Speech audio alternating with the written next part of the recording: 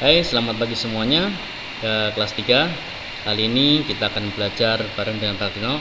Oke, sebelum belajar, marilah kita berdoa terlebih dahulu supaya apa nanti yang akan kita pelajari bermanfaat bagi kita semuanya. Oke, berdoa mulai. Ya, berdoa selesai.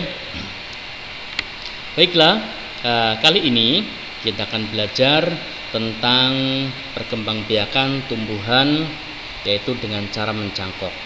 Kalau kemarin kalian sudah belajar perkembangbiakan tumbuhan, yaitu dengan cara yang namanya biji, tunas, spora, dan juga perkembangbiakan tumbuhan dengan yang namanya umbi.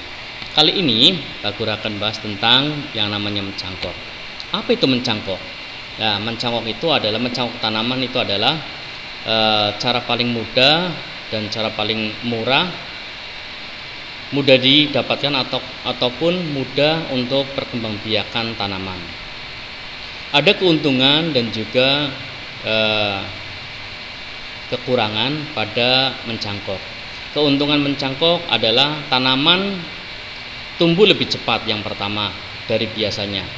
Yang kedua, mutu tanaman biasanya lebih baik dari tanaman induknya.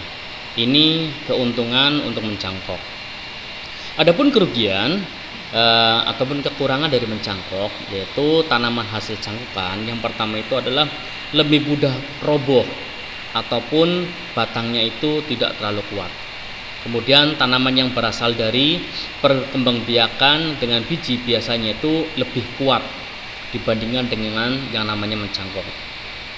Akarnya juga, akar tanaman hasil mencangkok itu lebih rapuh, itu biasanya. Yang paling kuat itu biasanya adalah yang dihasilkan dari biji. Adapun bagaimana cara mencangkok, itu sudah belajar bagaimana tentang mencangkok. Sekarang itu cara mencangkok itu bagaimana ya? Apa yang perlu dipersiapkan?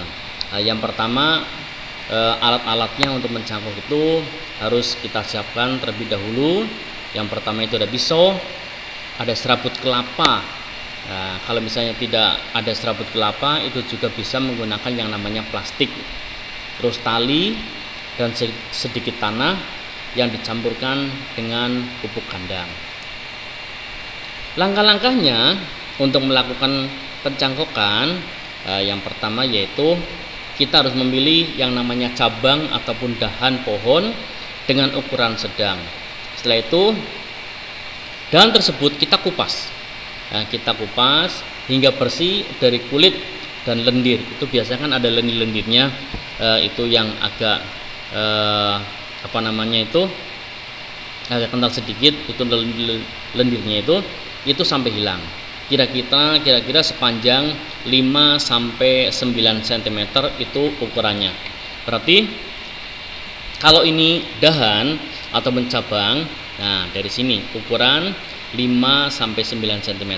Nah, kita eratkan, nanti kita buang kulitnya. Setelah itu, tutup luka pada dahan dengan tanah yang subur yang tadi sudah dikasih dengan pupuk kandang. Kemudian bungkus tanah dengan sabut kelapa. Kalau tidak ada serabut kelapa, kita juga bisa menggunakan yang namanya plastik. Lalu ikat ujung atasnya dan juga di bawahnya. Bagian atas dan bagian bawah kita ikat. Tadi sudah kita kasih yang namanya tanah dan yang sudah dicampur dengan bubuk kandang, lalu kita bungkus dengan yang namanya serabut kelapa ataupun tali, lalu kita ikat.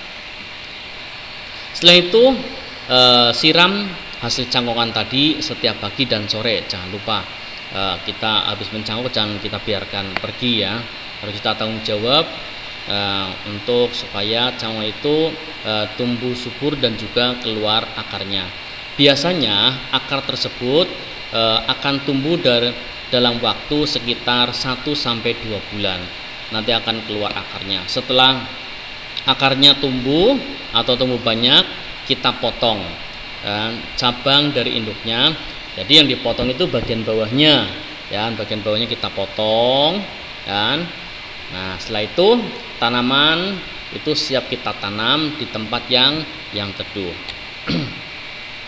Nah, itulah yang Pak Guru sampaikan tentang perkembangan biakan dengan cara mencangkok.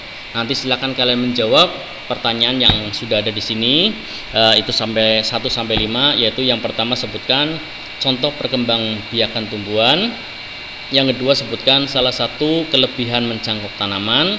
Yang ketiga, tanaman manakah yang lebih kuat jika tanaman itu dari biji atau dari cangkokan, itu mana yang lebih kuat. Yang keempat, apa langkah selanjutnya setelah dahan yang akan dicangkok itu dikupas bersih. Dan yang kelima yaitu berapa lama waktu dibutuhkan sebelum tanaman cangkok itu dipisahkan dari induknya. Oke, anak-anakku yang Pak Guru cintai, selamat belajar, selamat mengerjakan. Pak Guru harap kelas 3 semuanya itu menyelesaikan dengan tepat waktu. Oke, dan juga jangan lupa selalu jaga kesehatan. Bravo kelas 3. Thank you. CC.